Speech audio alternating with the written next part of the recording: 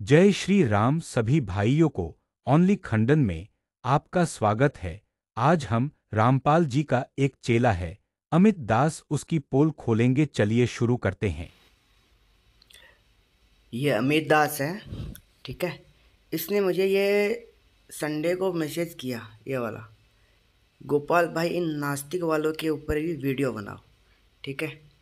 अब ये थोड़ा सा अपन देख लेते हैं। तो ये पद्म पुराण उत्तरखंड अध्याय 235 में लिखा है कि शिव के भक्त पाखंडी धूर्त व अछूत है। भाई आपके लिए लिखा है भाई, प्यारा भैया, पाखंडी हो आप और शिव के पूजने वाले टट्टी के कीड़े बनेंगे। वृद्ध हारित स्मृति में लिखा है, आप चलिए, टट्टी का कीड़ा बनोगे अगली बार। सर ये सारी चीजें वेरीफाइड है क्या जो आप मुझे बता रहे हैं?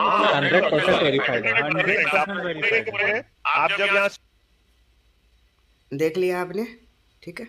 अब इसको अपन वेरीफाई करते हैं। चलिए, मैंने इसको ये भी बोला था कि उसको पूरा पढ़ो, क्या है, तो बोला पूरा वेरीफाई करके पढ़ा बता रहा हूँ। फिर मैंने इसको पूछा पद्म पुराण है मेरे पास, कहाँ लिखा है? बोलता है वीडियो में सारी डिटेल्स दी है। मैं बोला संक्षिप्त वाली है मेरे पास, उसमें कहाँ पर लिखा है? वो कोई जवाब नहीं दिया, उसके बाद भी जवाब नहीं दिया। मैंने बोला इसकी डिटेल्स भेज, कहाँ से प्रकाशित है क्या है? कोई नहीं भेजा ये, ठीक है। फिर इसने ये दूसरा वीडियो भेज दिया है देवी भागवत पुराण में, उसकी कोई डिटेल्स नहीं भेजी है। इसके ऊपर अपन बाद में बनाएंगे, पहले इसकी हम पोल खोल देते हैं, ये जो भेजा है ना इसके। चलिए, ये है पद्म पुराण, ठीक है, उत्तराखंड, ठीक है। और देख लीजिए इसमें सारी डिटेल्स दी हुई है।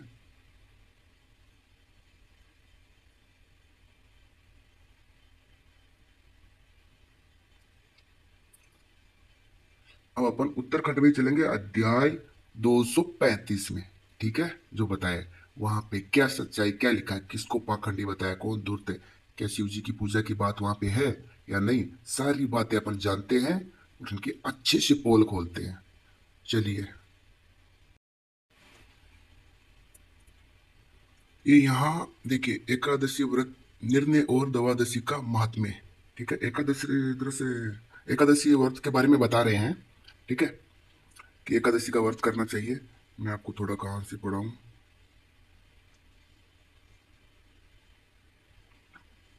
यहाँ से पढ़ा देता हूँ, ये लाइन, ठीक है। उस दिन सब कुछ को अव्यक्त बतलाया गया है, चाहे वह शुक्ल पक्ष की एकादशी हो अथवा कृष्ण पक्ष की। एकादशी के दिन अज्ञान के कारण जो भोजन करते हैं उनको ब्रह्म हत्या करने, मदिरा पीने, चोरी करने तथा गुरु की सैया पर सोने का पाप लगता है एकादशी के दिन जो भोजन कर लेता है। आगे देखिए, मैं यहाँ पढ़ रहा हूँ भी। हे वरानने, जो अज्ञान के कारण द्वादशी का अतिक्रमण करते हैं उनको भी वही पाप लगता है।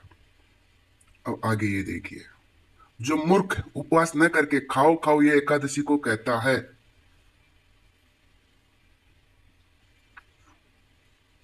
विष्णु लोक में नहीं जाता है। जो ब्राह्मण स्त्री और गो मारो मारो कहता है, मदिरा पीऊ कहता है, ऐसे लोगों को भी वही गति होती है। हे सुंदरी, एकादशी के दिन प्रोडास को भी सर्व अव्यक्त बतलाया गया है, तो फिर पकाए हुए अन्न की तो क्या बात है, ठीक है। चलिए,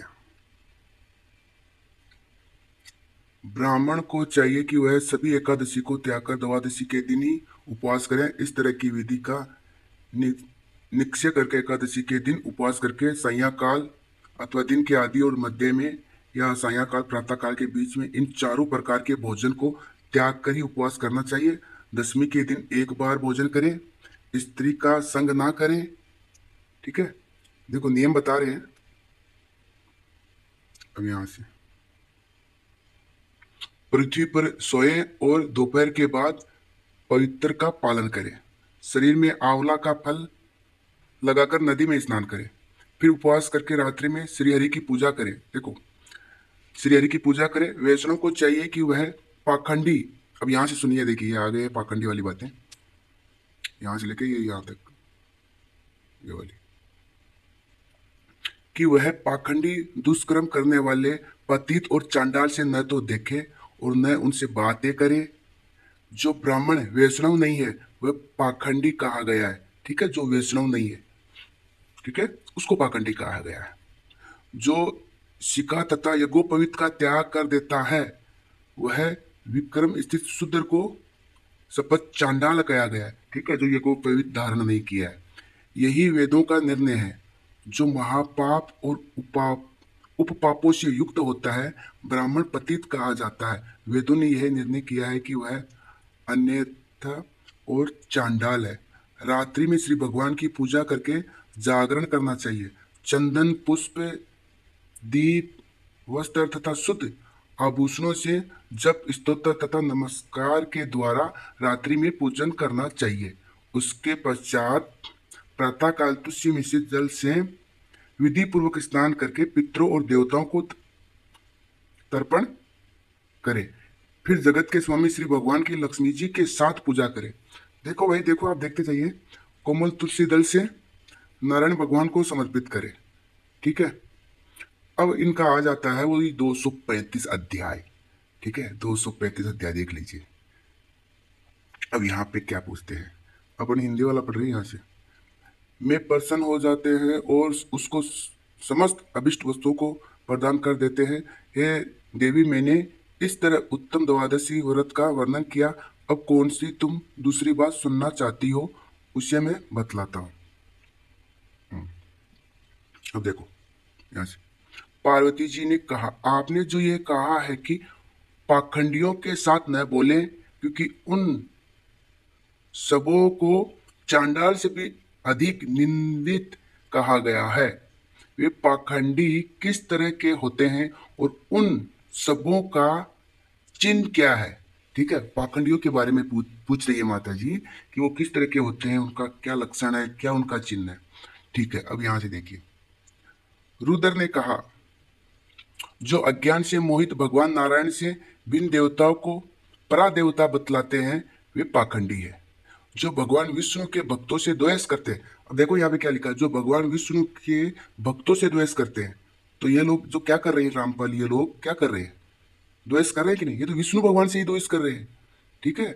इनको पाखंडी कहा गया है। आगे देखिए, देखो यहाँ से, जो भगवान विष्णु के भक्तों से द्वेष करते हैं तथा अवैष्णव को अपना आचार्य बनाते हैं। देख लो यहाँ पे ए लिखा है, अवैष्णव, जो मतलब वैष्णव तो होता है जो भगवान को मानते हैं, उनको पूजा करते हैं, वो वैष्णव होते हैं। या अवैष्णव को अपना आचार्य बनाते हैं। तो रामपाल क्या है, वैष्णव है क्या? अवैष्णव, उसको आचार्य मतलब उसको देखो ये तत्वदर्शी मान रहे, देख लो।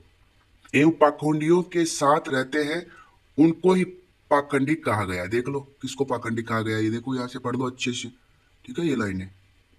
चलिए आगे देखते हैं, आगे और क्या है।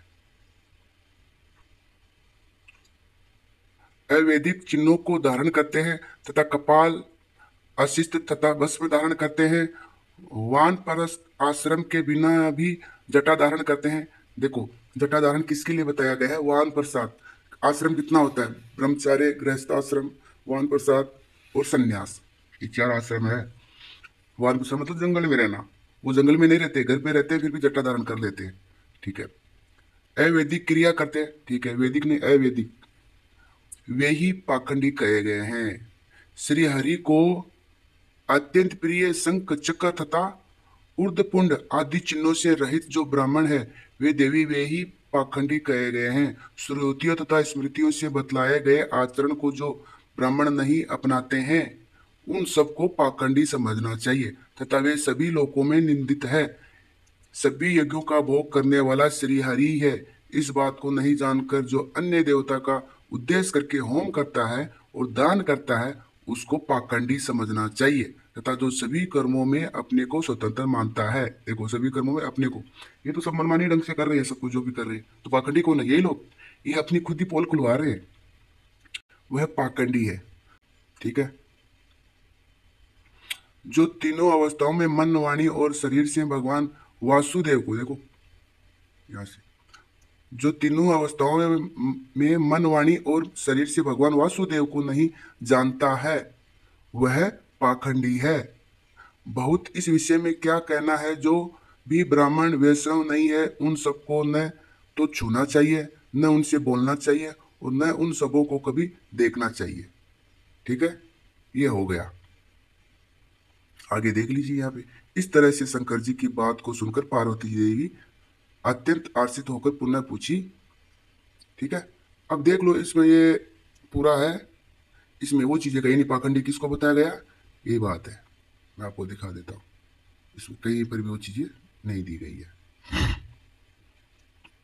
फिर यहां से आ जाता है 236वां अध्याय। ठीक है, अपाखंडी किसको बताया आपको पता चल गया। देख लो, ऐसे लोग हैं, ऐसे लोग। ठीक है, चलो वीडियो को ज़्यादा से ज़्यादा शेयर कर दो, और पिछला भाग नहीं देखा है वो डिस्क्रिप्शन में दिया हुआ है लिंक, वहां जाके आप देख लो। जय श्री राम।